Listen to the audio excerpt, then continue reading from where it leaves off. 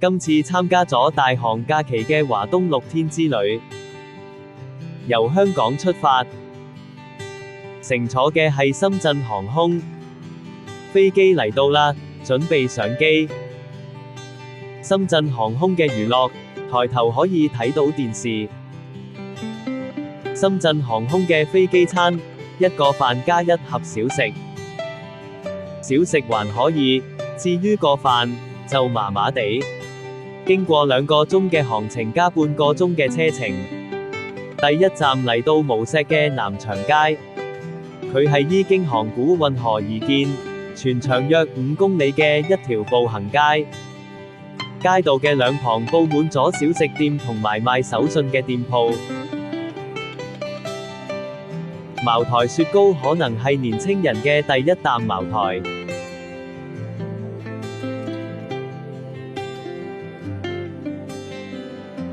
嚟到南長街嘅地標清明橋，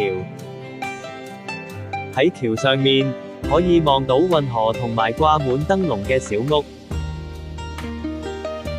呢度有啲似穿越古代。聽講無錫嘅小籠包係甜嘅，我哋就叫咗一籠試下，真係有啲甜。入夜後嘅街道除咗五光十色，仲有茶顏悅色。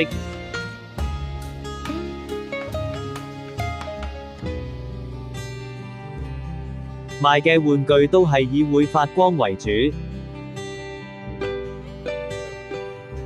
夜晚喺洪慶樓食晚餐，行程寫呢餐叫太湖宴，除咗個小籠包，啲菜式好似同廣東菜有啲相似，可能係口味嘅問題，味道一般般啦。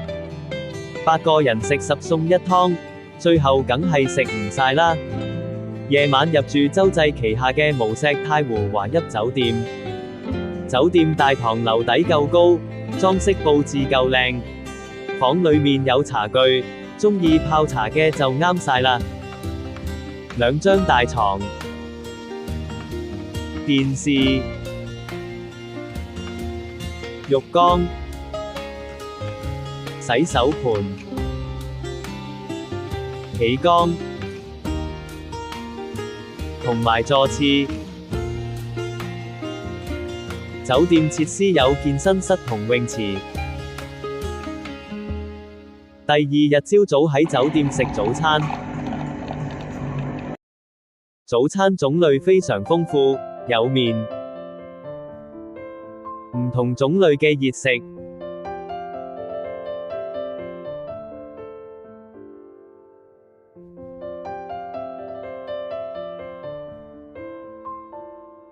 起源於天津嘅煎餅果子、生滾粥、各式麵包，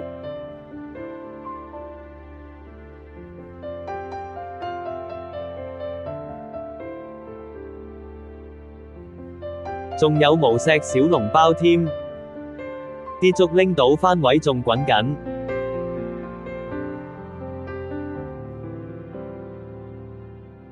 食完一餐豐富嘅早餐，就出發去睇櫻花。我哋會坐船經太湖去源頭渚，佢係一個突入湖中嘅島主，因為形狀似源頭，所以就叫做源頭渚。究竟源係乜嘢動物呢？渚又係咩嚟呢？原來源係淡水龜，渚係水中嘅小洲。經過大約10分鐘嘅船程，就到咗今日嘅目的地。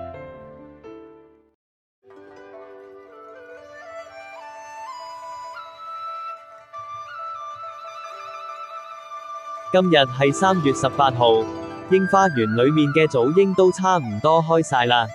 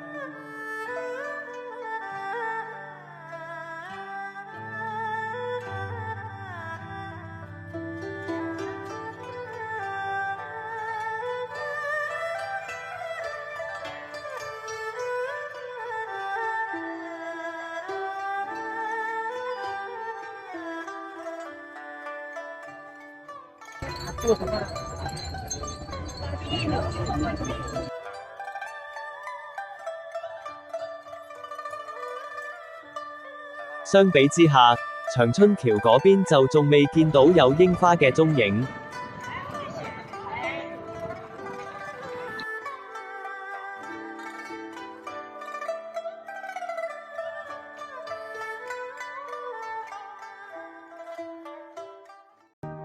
中午食無錫宴，呢一餐，無論食物嘅賣相同味道，都好過尋晚嗰餐。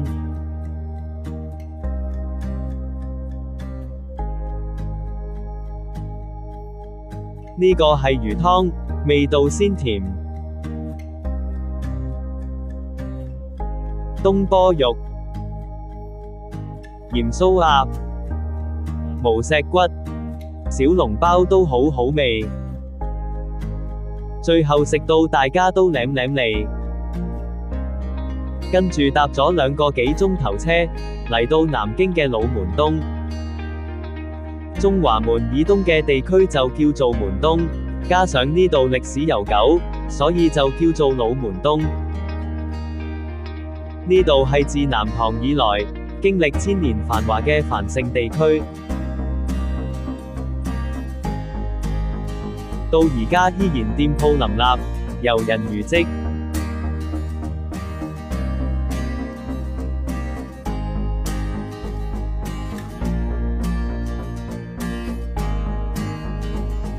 今晚呢餐係自費，我哋就周圍揾嘢食。嚟到南京，點可以唔試下南京大排檔？一個6人餐，都唔使600蚊。有前菜，一大碗鴨血，有魚，有菜，鴨血粉絲、美齡粥、鴨肉包、黃鱔飯、烤鴨、蝦，同埋生果。食完飯差唔多天黑。着咗燈嘅老門東，更加璀璨奪目。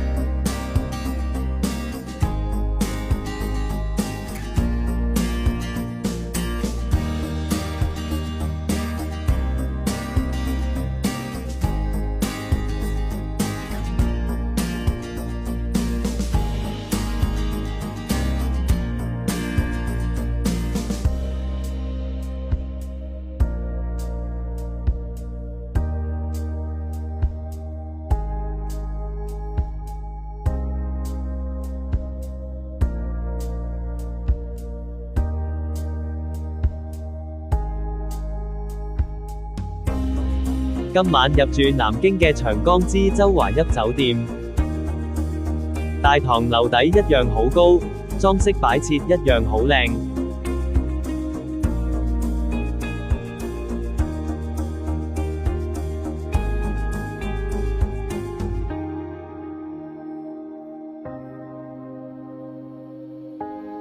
入到房間，有2張大床。浴缸、企缸、座廁、洗手盆加一塊大圓鏡，又係晴朗嘅一朝，又係酒店自助早餐，又係種類豐富，花多眼亂。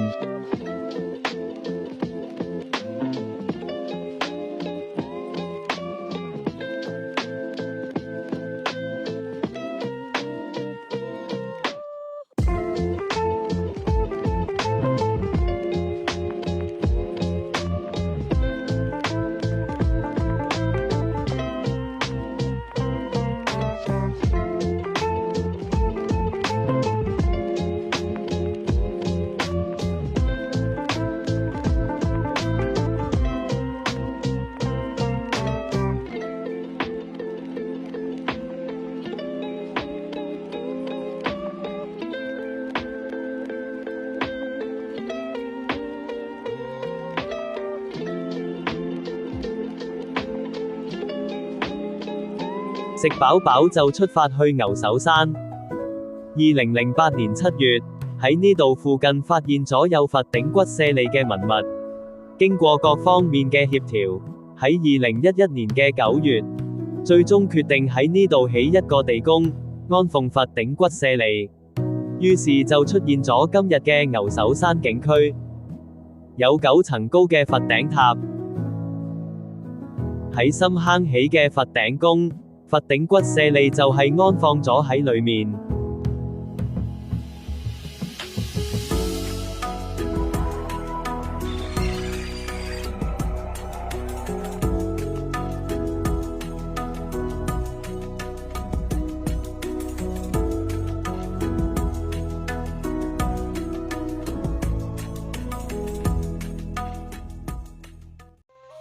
佛頂宮嘅中央部分有一座臥佛，臥佛係會轉動嘅，不過轉得慢啲。等唔到佢轉過嚟，直接行到臥佛面前，一切都好平靜，好安詳。落去地下宮要着鞋套，全部都係扶手電梯，而且造型好特別，好靚。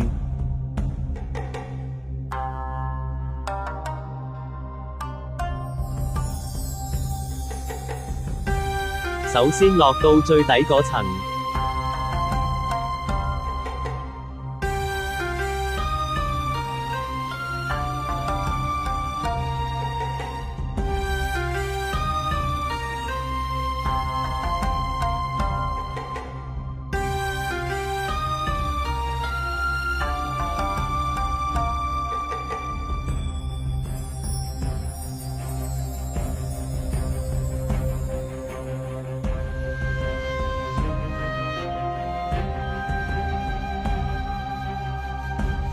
上一層又係另一番景象。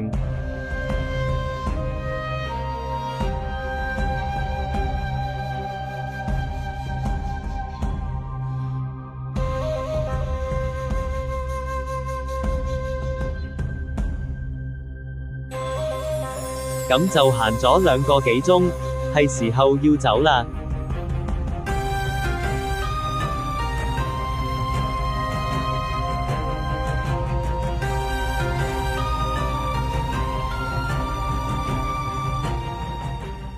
午飯時間，呢餐唔係飄零宴，叫金陵宴，有雞湯、鹽水鴨、藕片，有菜有肉，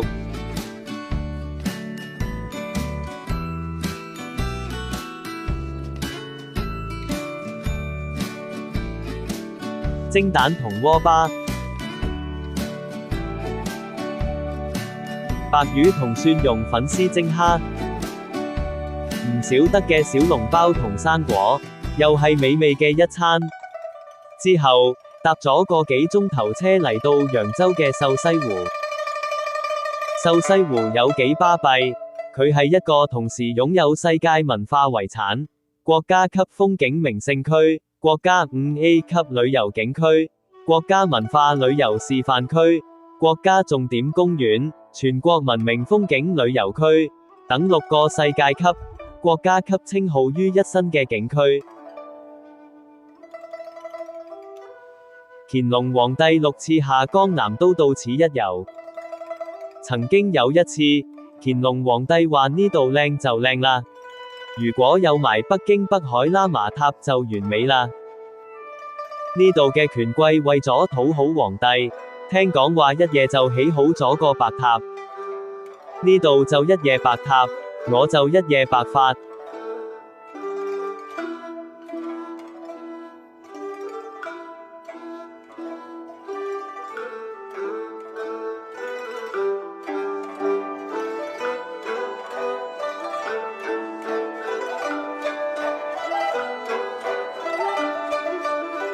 對面係釣魚台。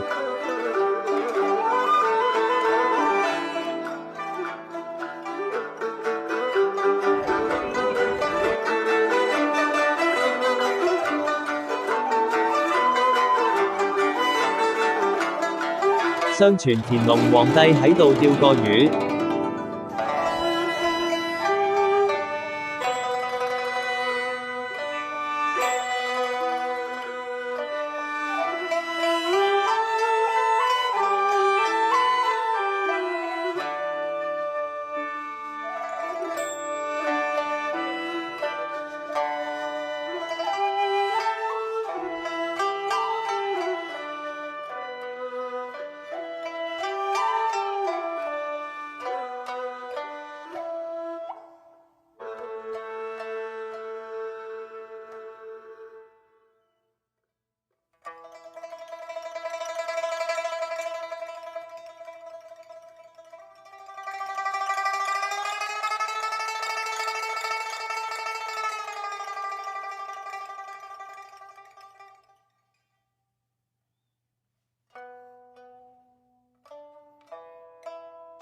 見到咁靚嘅景色，都忍唔住吟返兩句。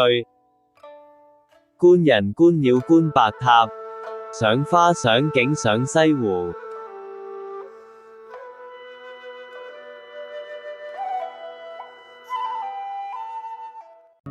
夜晚嚟一個揚州宴，通常去到一啲不知名嘅酒店食晚餐都會服服地，不過呢餐算有水準，味道唔錯。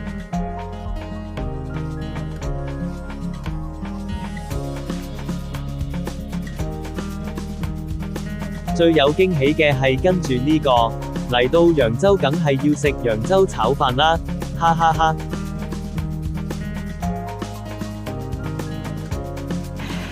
夜晚入住鎮江喜來登酒店，一樣嘅高樓底，一樣嘅金碧輝煌。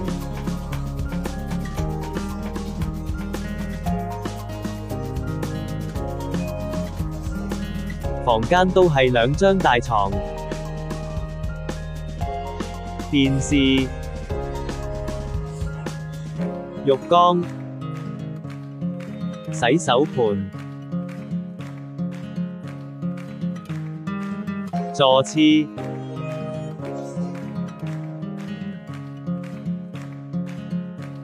同埋企缸。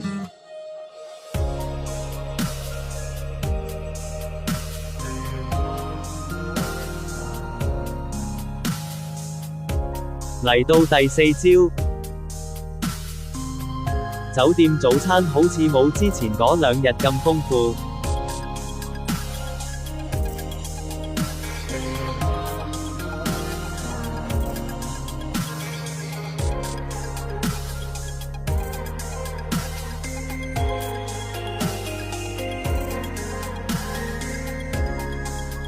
食飽就出發去留園。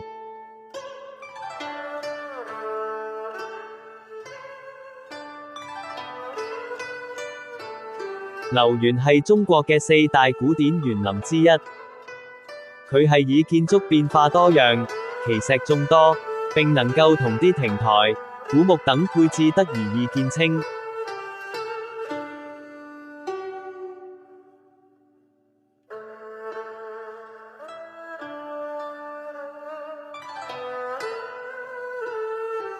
石頭嘅嘢，你覺得佢似乜，佢就似乜。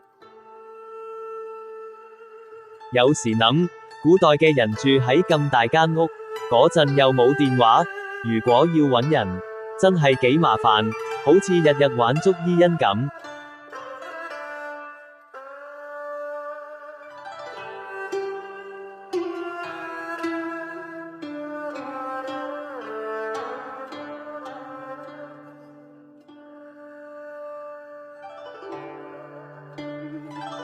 呢嚿一柱擎天嘅石，好似幾出名，叫做觀雲峰。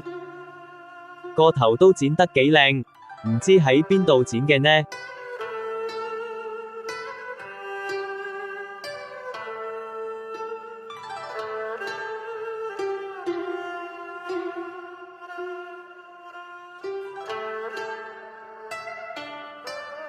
聽講好多大品牌嘅標誌，都係參考呢度嘅門框窗框而設計嘅。因為留園附近冇乜嘢食，導遊就送咗我哋去山塘街食嘢，順便參觀。嚟到中國四大名店之一嘅松鶴樓，煎包拌芥蘭、糖醋小排、生煎包、蝦子醬油拌麵、蟹粉豆腐、乾煸四季豆、蟹粉灌湯小籠包、響油鱔糊、薄餅香酥鴨，樣樣都好精緻又好味。有人喺度磨花生糖，睇真啲原來係假人。呢個織緊布嘅就係真人。阿媽，我好亂啊！講返山塘街，佢係一條有1200年歷史嘅姑蘇第一名街。乾隆下江南嘅時候，都嚟到呢度御筆寫咗山塘尋勝。不過每日都行呢啲水鄉，我都開始有啲審美疲勞。今日提早入住蘇州嘅四季酒店，佢嗰種有啲古代，又有啲現代嘅融合，真係靚到唔識形容。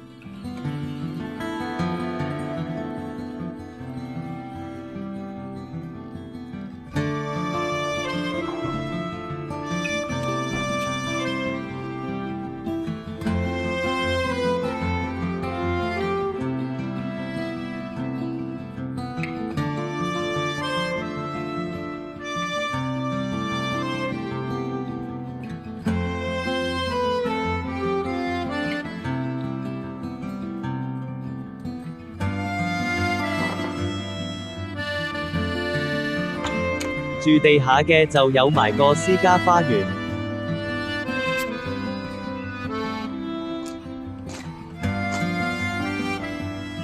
住樓上2層嘅就係露台。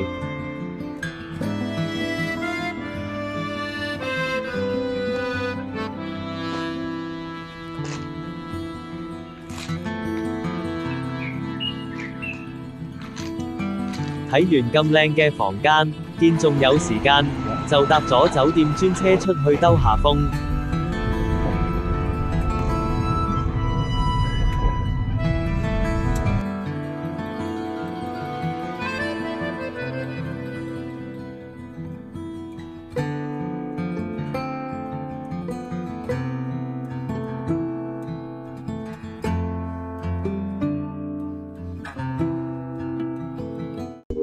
夜晚食姑蘇宴，今次包房，我哋呢圍都係坐8個人。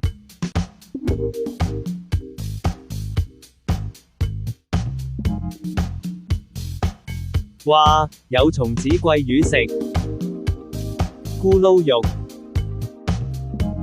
白魚炒蛋，蒜蓉粉絲蒸蝦，唔知係唔係蟹粉豆腐？水煮牛肉、西湖牛肉羹，咁多菜式，食到大家捧住個肚咁走。返到四季酒店，飲埋杯迎賓橙汁，就周圍行下。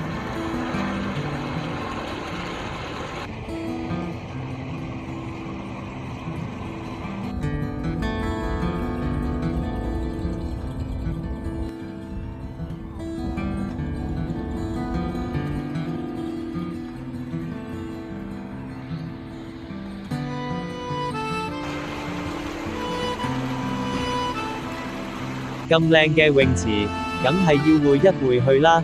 游完水返房有驚喜，一對拖鞋已放喺床邊。另外，晏晝冇留意，座廁係會自動打開蓋，仲會着燈添。仲有，一撳掣花灑就會有水出，覺得自己好似鄉下仔出省咁。第五朝，蘇州早晨。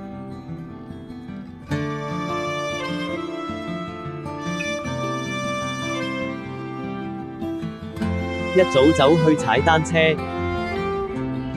本身呢度都已經空氣清新，再加上一大朝早，周圍又冇乜人，睇起風景嚟，就更加心曠神怡。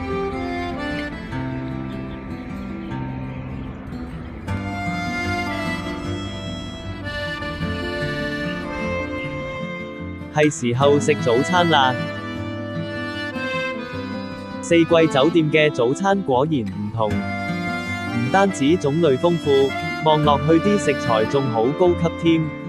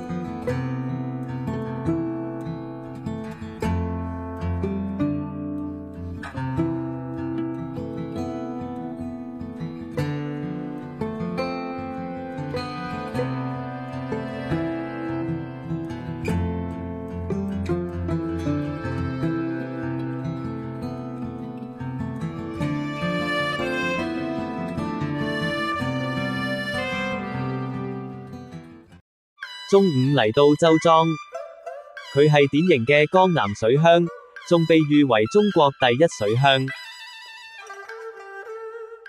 呢度有兩個全國重點保護文物，其中一個就係而家行緊嘅審廳。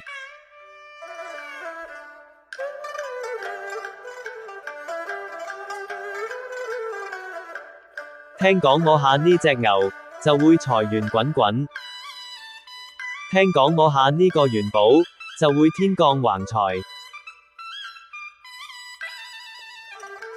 行完審廳，就去咗審廳酒家食午飯。呢度出名嘅萬三蹄、油卜塞肉、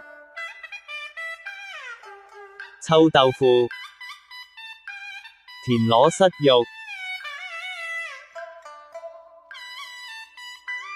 松子桂魚、三味原雞湯、蒜子鱔筒，之後坐船遊水鄉，一隻船220蚊，最多可以坐6個人。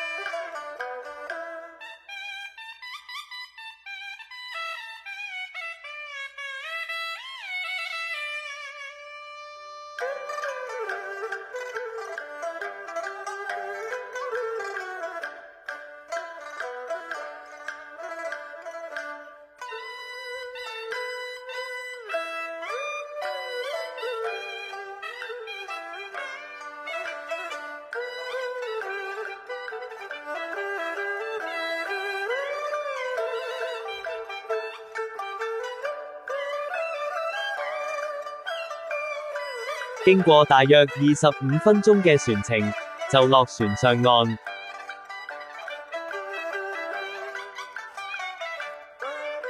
呢度有好多款民間小食，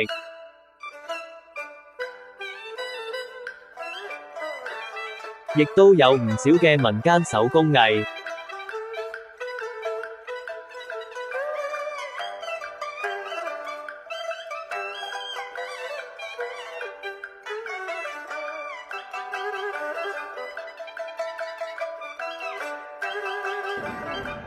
離開周莊，準備搭車去上海。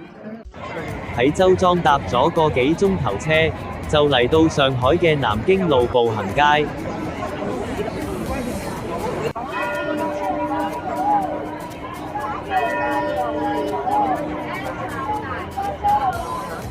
我哋喺呢度只會逗留個半鐘。於是我哋去咗新世界大丸百貨借個廁所，然後向外灘方向行過去。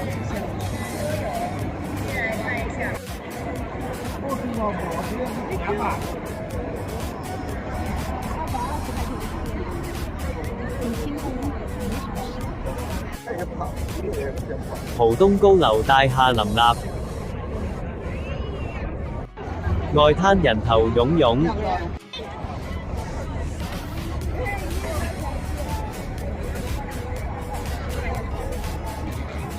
歷史建築巍峨屹立。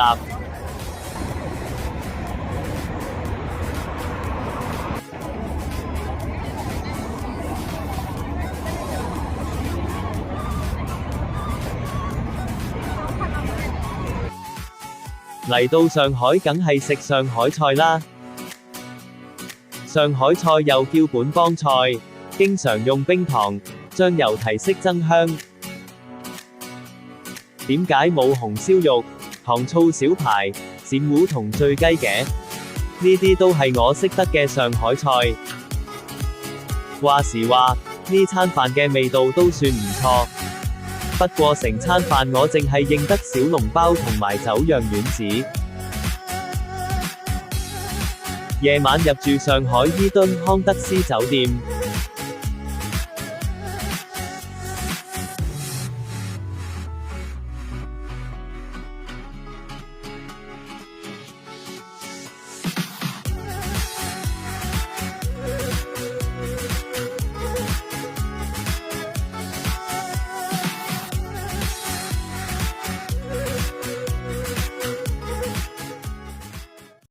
嚟到第6日嘅早上，今日嘅行程除咗食早餐，就係搭車去機場，跟住搭飛機返香港。我哋會去南通機場，搭4點05分起飛嘅航班。導遊話酒店去機場，計埋塞車，要3個幾鐘，所以9點要喺酒店出發。